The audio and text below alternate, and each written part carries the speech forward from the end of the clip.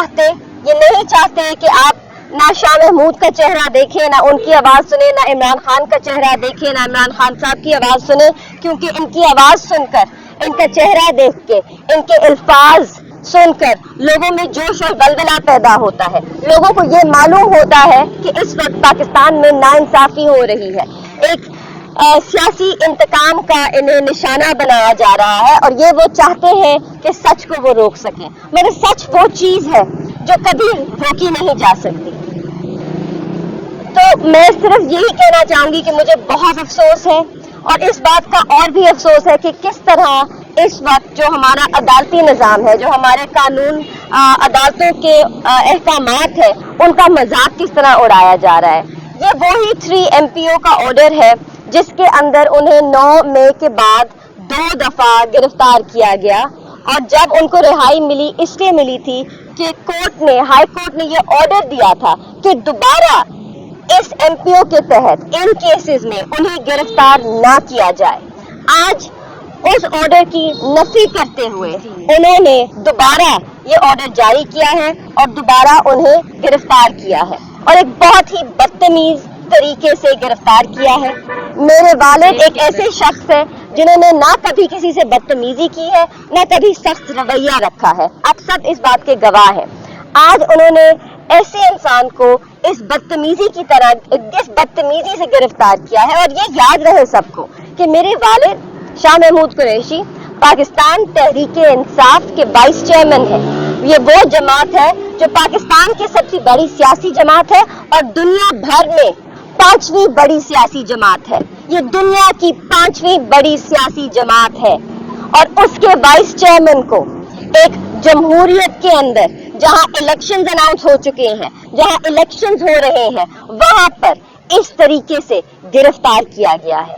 और मेरे वालिद वाइस चेयरमैन होने के अलावा पाकिस्तान के 2 मर्तबा वजीर खारजा रह चुके हैं। क्या ये तरीका मुनासिब था?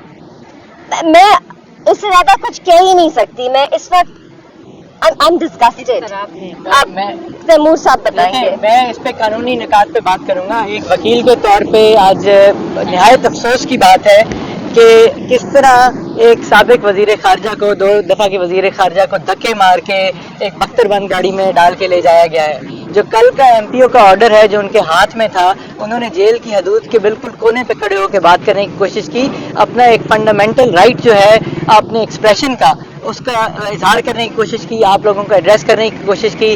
उनको बातें वो पसंद नहीं आई और उन्हें धक्के दे के उस बख्तरबंद गाड़ी में डाल दिया गया। जो MPO का ऑर्डर है वो जिक्र करता है एक FIR नंबर 708 का पिंडी की आरे बाजार की, और इसमें लिखा हुआ है कि उनको उसके तहत गिरफ्तार किया गया था और जुडिशल लॉकअप में भेजा गया था। हमारी जहाँ तक मालूमात हैं, और हम शुरू से उनके साथ चल रहे हैं इस चीज़ में, उनको कभी किसी FIR के तहत गिरफ्तार नहीं किया गया था। तो वैसे ही उस MPO के ऑर्डर में गलत बयानी की गई है।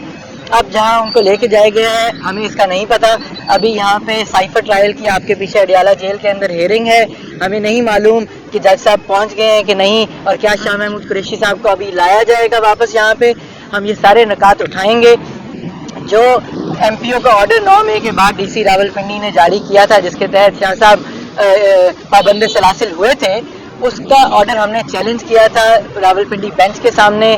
जस्टिस अब्दुल अजीज साहब ने बड़ा मुफस्सल उसके ऊपर ऑर्डर जारी किया था, और उसमें यह भी लिखा था कि आप जो गुज़श्ता हुए वाक़यात हैं उनके ऊपर बार बार MPO इशू करके उसी मामले के ऊपर आप गिरफ्तारी नहीं डाल सकते और दोबारा किसी MPO में के तहत उनको बंद ना किया जाए। आज उसी DC रावलपिंडी के दफ्तर ने एक और MPO 7 महीने के बाद जारी करके साबिक वजीर खारजा को दोबारा से डिटेन कर दिया है। तो जाहिर है ये चीज़ें सब चैलेंज होंगी, लेकिन सवाल तो ये है कि हम ये चैलेंज करेंगे तो फिर किस फ्रिवलेस केस के अंदर ये गिरफ्तारी डालेंगे, उसके बाद किस में डालेंगे। ये तो खवातीन को कोयटा तक, पेशावर तक लेके जा रहे हैं। तो ये अफसोस की बात है कि सियासी इंतकामी कार्रवाइयों की वजह से आइन और कानून की भी धज्जियाँ उड़ाई जा रही हैं, और हम इस चीज़ को मुकम्मल पीसफुल पुरअमन तरीके से अपनी कानूनी जिद्दोजहद जारी रखेंगे। मैं सिर्फ एक चीज़ इसमें ऐड करना चाहती हूँ। सुप्रीम कोर्ट का अगर आप ऑर्डर पढ़ें और उसमें जो जस्टिस अख्तर मिनल्ला का नोट है, अगर आप उस पर ज़रा अपनी नज़र डालें तो उसमें ये साफ लिखा है कि इमरान खान, उन्होंने बरी भी इसलिए किया है, عمران خان اور شاہ محمود قریشی کو اگر آپ جیل میں رکھیں گے تو آپ ایک شفاف انتخاب نہیں کرا سکتے. یہ جینیون الیکشنز کے لیے انہوں نے کہا ہے اور ایک جینیون ڈیموکریسی کے لیے ان کا باہر ہونا ضروری ہے. تو اس وقت اس ملک میں نہ کہ صرف ایک ہائی کورٹ مگر پاکستان کا جو سب سے اول کورٹ ہے سپریم کورٹ آف پاکستان، ان کی جسٹس اطہر من اللہ کا لکھا ہوا لفظ اس کی بھی یہ قدر نہیں کر رہے. مزید ویڈیوز دیکھنے سے پہلے ہمارا چینل سبسکرائب کریں اور بیل آئیکن بھی ضرور دبائیں.